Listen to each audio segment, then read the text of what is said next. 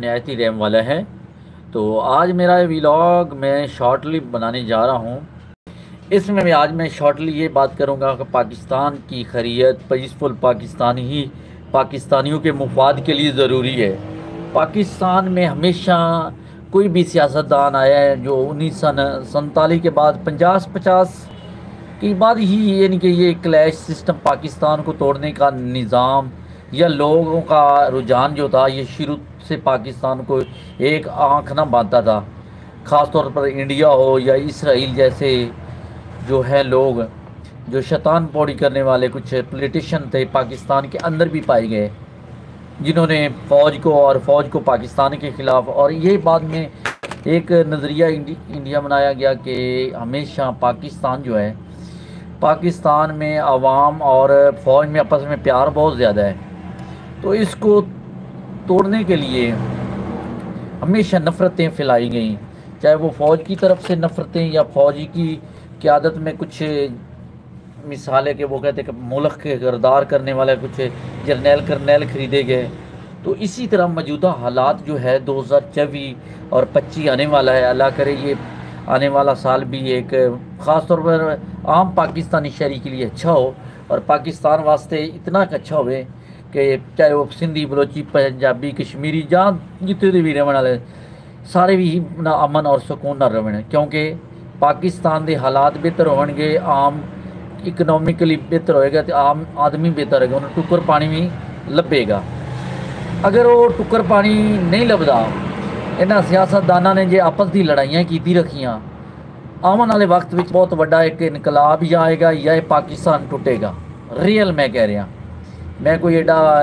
नजूमी या नहीं हाँ, मैं एक बतौर एक जर्नलिस्ट गल कर रहा कि हमेशा पाकिस्तान जो दो भाई चार भाई आपस इकट्ठे रहंदे हैं ना, वो घर दे विच सुकून और इखलाक होंदा है। तो जदों ये बंदा अपने घर तो अलहदा होंदा है या अलहदा वखरे हो जाता है, नवी मिनिस्ट्री नया ना रूल्स आ जाते हैं, शादीशुदा बंदा हो जाता है, उनकी औलाद होती है, तो नवी एक कबीना तश्कील हो जाती, उदों इख्तलाफात भाई भाइयों नाल नहीं सही तरीके नाल रह सकते। यही हालात इस वक्त पाकिस्तान के सियासतदानां की आपस की नफरत, आपस के छोटे छोटे मामलात, ब्यूरोक्रेसी स्टैबलिशमेंट आपस में लड़ा के अपने मुफाद वास्ते, अदलिया अपने मुफाद वास्ते न सियासतदानां ने इस्तेमाल, आम आदमी को इसका कोई फायदा नहीं। जिंदी च आ रहा आदमी परेशान है, वो आना जावां तो जावां केड़े किच्छे जावां, ये हालात बन गया। तो यार सोचो, सारे मुसलमान भी पाकिस्तानी अच्छे लोग है, हमेशा अदम बर्दाश्त जड़ा है, अदम बर्दाश्त ज़रूरी है। आप कोआर्डीनेशन कर लो, जो गलत तरीके नाल अगर नून लीग आई है उन्हें इंदा ये नहीं देना देगा, अगर PTI है ना दी नानी बनी रही इस मुल्क के बारे वास्ते हमेशा होंदे ना, वो किस की कहते एक पंजाबी की कहावत है कि लजपाली वास्ते ना बेली दी ना दूर ना करन दी वजह तो ना कंजर नाल भी यारी लानी पौंदी है। तो मौजूदा हालात PP है, जिस तरीके थर्ड पार्टी है, फजलुर रहमान साहब की एक अच्छा करदार है, इस तरह चाहिए है कि इन्हों कोआर्डीनेशन करना चाहिए, फौज अपना करदार अदा करे, अदलिया अदा करे, एक सही रूटीन वाइज जी मुल्क का बेड़ा गर्क ना करो, आपस की लड़ाई ये ना होए बाद जिस तरह अज मैं एक वेख रहा कि पूरे आज़ाद कश्मीर में पहिया जाम हड़ताल है,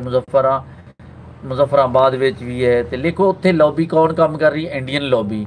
इंडिया लॉबी कभी भी तुहानूं ना चाहेगी, वो चाहती है कि मैं वो कश्मीर कश्मीर को इकट्ठा करते अपना हिस्सा बनावा।